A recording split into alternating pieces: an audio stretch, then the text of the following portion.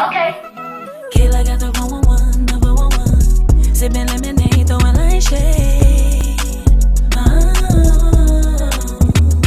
Okay. I ain't even in my prime yet. I ain't even think about dying yet. Don't even think about trying it. Y'all niggas ain't my kind. What's up, everybody? It's Kayla Got the 411. I'm back for another What's Good episode. I'm here with Ali. Ali, we were talking earlier. I done had the whole gang on this show, and they all mentioned your name. So, of course, I had to have you on. How you doing? What's good with you? I'm good. How's everything going? Going good. So, since this segment is called What's Good, like, what's good with you? Like, we in a new year. Like, how's everything going? Like, where are you mentally? I'm good. I'm really just like, I call it robot mode.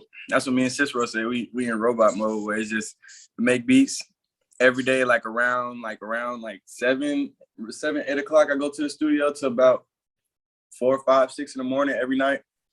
Right. And so I'm just in that mode where I'm straight grinding, just robot mode. I'm just working. It don't feel like nothing, to be honest. Yeah. So, everybody has somebody that inspired them when it comes to music. So let's take it back to when you was Lil Ali. What were you listening to that inspired your whole music taste?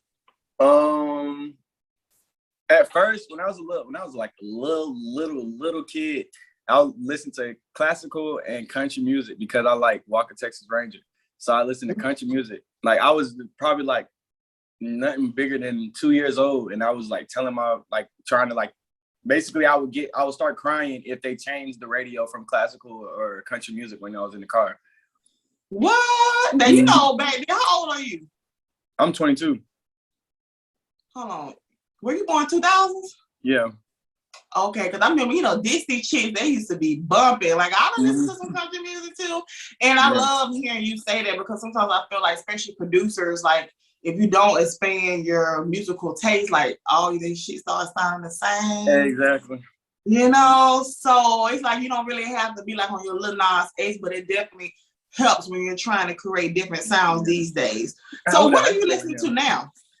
I went to high school with Lil Nas X, but I'm listening to I listen to straight Future, Thug, like Travis Scott, but really I listen to myself. Like I don't really listen to other people for real. But as far as like my favorite artists, Thank you. I had a conversation with somebody like this, and they was like, "Oh, you don't watch other people's shows." I was like, "I don't watch other people's shows. I'm trying to focus on me." Because sometimes when you listen to other people's music or watch their content, it kind of messes with your whole creative process. Is that the reason why you don't? Nah, it's just I don't know. I mean, you're a fan of my own music. Like when I leave the studio, like say I'm 15 minutes away from the studio, I made 3 songs that night. I'm gonna listen to them songs over and over while I'm in the car, and I don't really listen to music. I be so music out. I don't really listen to music no more. When I'm chilling around the house, I really be just watching TV or sleep. Like I don't really listen to music until I go to work. Okay, like, that makes sense. As of recently though, like that is crazy you said that because I haven't really noticed, but that's like recently. Like I really don't listen to music. Even in the car, I probably don't even turn it on no more. No, it's okay to say you're a fan of yourself. I encourage people to I heard Lil Wayne said that. Highly of themselves over here. So pretty much you are still a young man, you're still in your 20s, and you are actually signed to Freegame Publishing. So tell me about that whole entire process and like what made you sign with them, because I've been hearing a lot of producer artists horror stories. So what made you feel like that was the right decision for you? I mean, it really ain't have nothing to do with music. It's really have everything. Like it's like, okay, so when Cicero came down, Cicero is like the CEO of Freegame Publishing. He's from 808 Mafia. Like he's used to be the key, or not used to be, still is the keys of 808 Mafia. So like when he came but he's from Chicago. So when he was taking his first leap in his music career and came to Atlanta, he was like, meeting people in Atlanta, and he linked up with my like older cousins, and that's the people he stuck with. Like he would always, so like in Atlanta, he was staying with them, you know what I'm saying? Like doing everything together, like they was, really close. So he became like part of the family. So really I was making music the whole time and never really knew him because there was my older cousin. So I was never really around him because I'm so young. And so when I became of age, like 18, 19 or whatever, I started coming around them, you know what I'm saying? And that's when I met Cicero. And turns out I've been watching Cicero and looking up to these guys like my whole life. Right. So then when you go around your family and you realize that the dude you've been looking up to is part of your family, it's like, well, you know what I'm saying? There's no, of course I'm gonna stick by you. You know what I'm saying? Like, of course I'm gonna try to be with, you know what I'm saying? Like, want to do music with you, all that type of stuff. And then when he got like he got a Sony deal, and basically for like songwriting and like, you know, big placements and stuff like that, like movies and TV shows and all that songwriting for other artists and stuff like that. So he know I'm an artist and an engineer and a producer, so he just pitched it to me like that, like, shoot, come on, little bro, like I got you. You know what I'm saying? Basically, it was just my little opening to the music industry. But the only reason I signed is so that everything, you know, so everything is legit, and you get more things, more doors open when you actually sign. People always try to do the independent route, but you're making yourself work 100%. You're making yourself work harder. You can still be independent. It just depends on what type of deal you get. Like you have to get knowledge to know what you're signing. You know what I'm saying? Not all deals are bad. Do the research. There is no really excuse these days because there's so much, you know, information out there for people to actually do their own research. So and so many people that sign bad deals. Yeah, we see on Twitter and Instagram and they're going in complaints every day. Yeah. So your homie C Henny, he was on my show a few weeks back, and he pretty much talked about how you were the person who taught him how to produce and stuff like that. But also you learned from somebody else too. So tell me about the person that inspired you, your right-hand man that you were just talking about earlier. Well, yeah, Cicero taught me how to make beats just like him. But I've been making music since I was 3 years old. So but I already knew how to make beats. Like I've been playing drums since I was 3. So I've been doing before church. I was playing drums because I had a neighbor.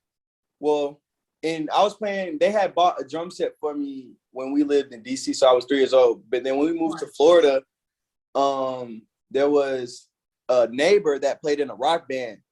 And I was always hearing him. I used to like hang out with his little brother, and I always hear him play drums. And my older sister had played, cello.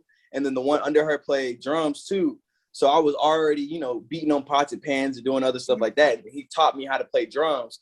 And then I have another cousin who's signed, like he's with Hood Rich and DJ Spans from Augusta, Georgia. Like he's been making beats too.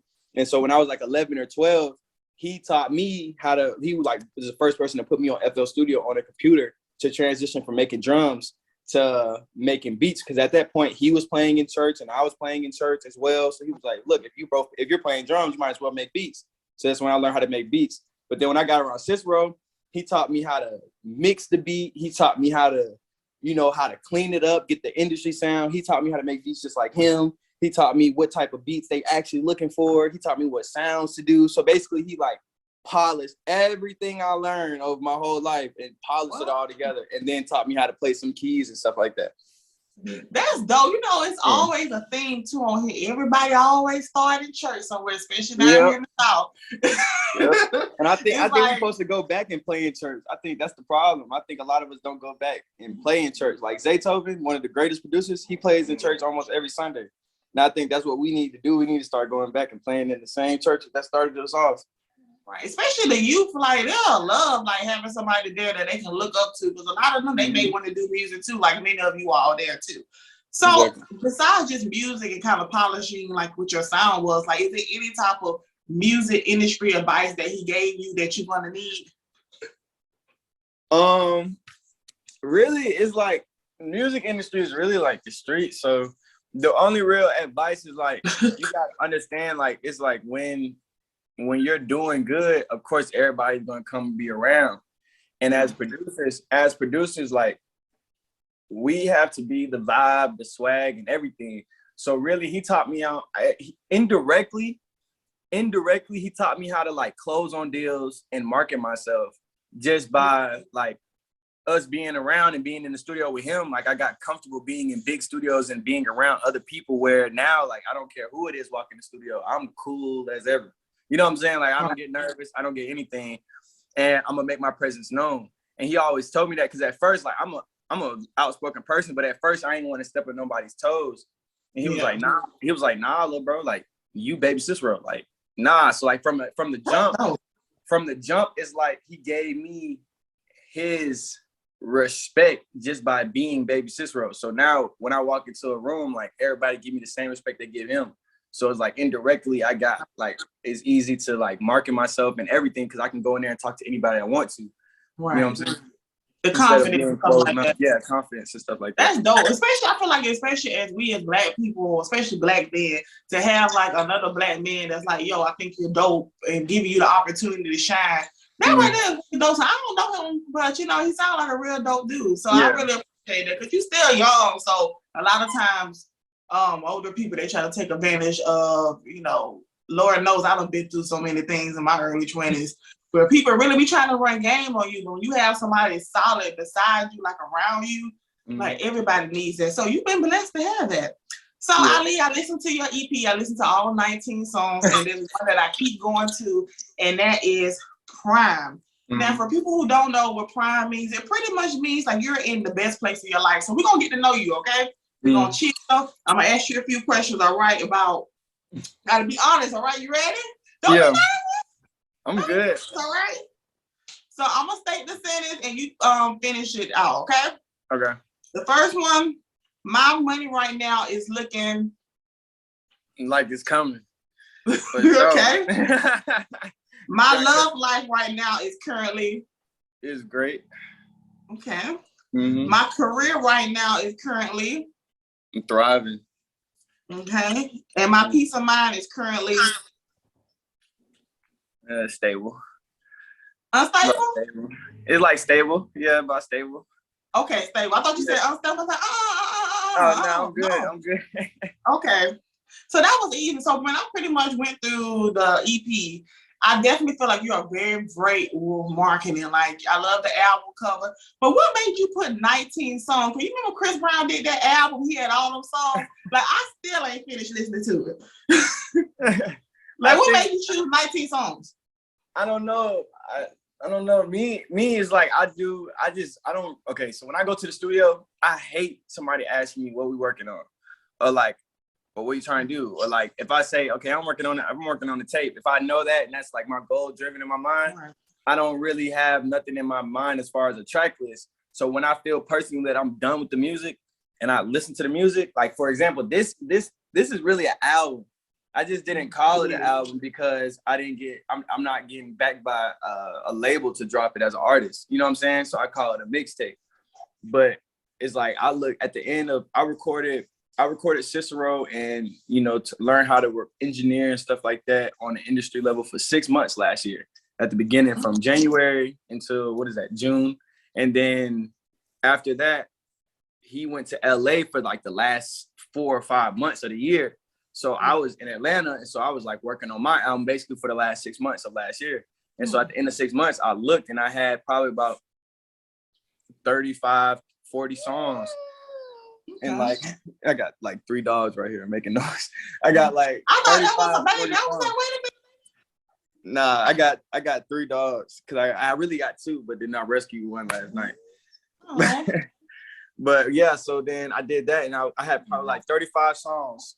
And then I just was like, you know what? I'm gonna drop probably like 20. And then the one song, it was really supposed to be 20, but I just didn't get one song back. So that's why I only dropped 19. So what is your whole entire process of even picking the collabs, the producers? Because you produce some of your own songs too. And even the cover art. Like, how was it? Like, what made you choose? I got the cover art probably about a week before I dropped the tape. And that's really from another artist that I've been working with since like 2018. She does clothes and everything and graphic design. I just called her up and was like, yeah, I just want something with graffiti and do this, that. And she just did that for me. So I don't know how that came about. But as far as like the collabs and the beats, it's really, I work on a genuine level. Like anybody that works for me, they'll tell you like, I'm really hands-on. So like, I like to be in the studio. So whatever we make in the studio, I don't like beats, anything, whatever vibe you hear, that's just the vibe we had in the studio. Cause I don't like fake vibes. So it's really on, I really just go on everything. If you're in my session, I feel like you want to get on the song, get on the song. If I want to pick it for my album, that's how it works. There's no process. Like, how do you handle like fake vibes? Like, if the vibe in there, like you just like, you know, this ain't really. You can tell it's fake vibes. I've been doing music for so long. It's like, I feel like I see music. So it's like if I see you and you're not moving, like you could tell, like body language. Like I feel like that's the main part, like body language, like all that. You could tell when somebody's fake bobbing their head because they're not really feeling it. You could tell, like it's a whole bunch of stuff. But I don't really worry about that too much because like the people we are, like the people that I try to pride myself as, the person I try to pride myself as being is like I'm a vibe setter. Like when I come in there, like I'm gonna make the vibe. I don't care about what your vibe is. Like I'm gonna make the beat that's gonna make you get up. I'm gonna record. If you don't want to record me, I'll record myself. Like, and it will be better than when you're recording. Like that's how I am. Like I always, nobody's gonna do nothing better than me. That's how I am. Right. What's your zodiac sign, Ali? You said what? What's your zodiac sign? Aquarius. My birthday just passed. You're an air sign, okay. Yeah, you know, I'm a Libra, and you know, C Henny is a Libra, and I feel like that's probably why y'all vibe. I feel like people just really don't get us. So we just, you know, they just really don't get us to be air signs. Okay. That explains why y'all vibe too, right? Because I know I was talking to him saying he's a more of an introvert, but you seem like more like outgoing. And no, you really have to really just pull Libras out their shell. And then they're like, cool as hell. Yeah, I'll be having to pull C Henny out his shell all the time. You know, I think probably an observer, because I'm the type of person, like when you talk about fake vibes, I don't been in certain places where I probably wasn't feeling the performance, but I was kind of doing like a fake little rock. And then you mention people can tell by that, you know, like, you can really tell. So, you know, so that makes sense now. So you are actually from Atlanta. I actually thought you was from Alabama since all your homies from Alabama, but you are from Atlanta. So how is it with getting love from the city? Because I feel like Atlanta is so big and it's so different, many zones. Like, or do you not worry about stuff like everybody doing the same thing in Atlanta? So I don't really. If you looking for love from your own city or your own hood, in my opinion, in Atlanta, then you looking for the wrong reason. You're doing it for the wrong reason. So I don't really look for that. But I get most of my love from like I said, like my older cousin, like in my family, I'm like the young one that's doing everything. Right. So it's like everybody is like putting all their eggs behind me and stuff like that. And so it's like, it's good for like, you know, I'm from the west side of Atlanta. So it's like all the people down there, all the old heads, like I call them old heads, but they probably like not even old, you know what I'm saying? But they just support, you know what I'm saying? Like, just I love it, like, because growing up it's like I don't have an older brother. I'm the older brother, so it's like now I got all these other older brothers that just watch out for me and stuff like that. So it's cool. Does it put a lot of pressure on you, feeling like everybody's counting on you, or does it motivate you? Not really, because I'm the type of person where it's like I'm coming in there like, yeah, y'all got to count on me. You know what I'm saying? Like, yeah, you like that? Crazy. Like I don't really care. Like I don't get scared. Like, at this point. Like I told my mom and I, like at this point I've been doing music for so long and I wanted it to get to this point where I'm signed. Like now I'm at the point where nobody can tell me anything. The only thing I got to do is focus on the music, and that's all I'm doing right now. You really got a good head on your shoulders. Like you are way more mature and wise than some of these old 40 dudes. Like for real. Like, and I've noticed that. I think like even our generation, I think the reason why people fear us is because we kind of.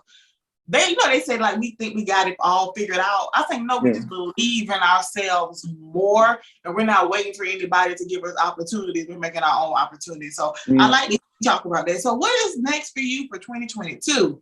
What you got going on?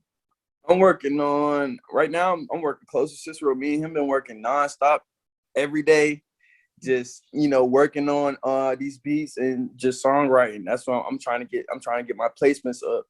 Right now, working on TV shows and movies and stuff like that. Just trying to put my hand in everything. That's what I'm trying to do. And I think I'm trying to develop this new little sound. Probably will drop like next year. I ain't gonna drop again this year, but I'll probably drop next year. I'll probably drop every other year. Oh, okay. So that's why you didn't drop in 2020. You must drop it. Okay. Yeah, I just dropped like a single last year. Not 2021. You didn't drop, right?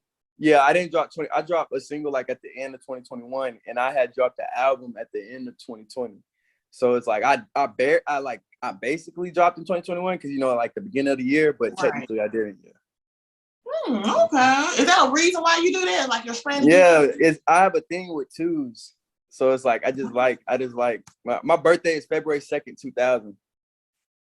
Oh, So like okay. it's And two, two, two. here, February 2nd, 2022. So make sure on February 2022, make sure you do something dope. Yep, definitely. I'm doing something. 2222.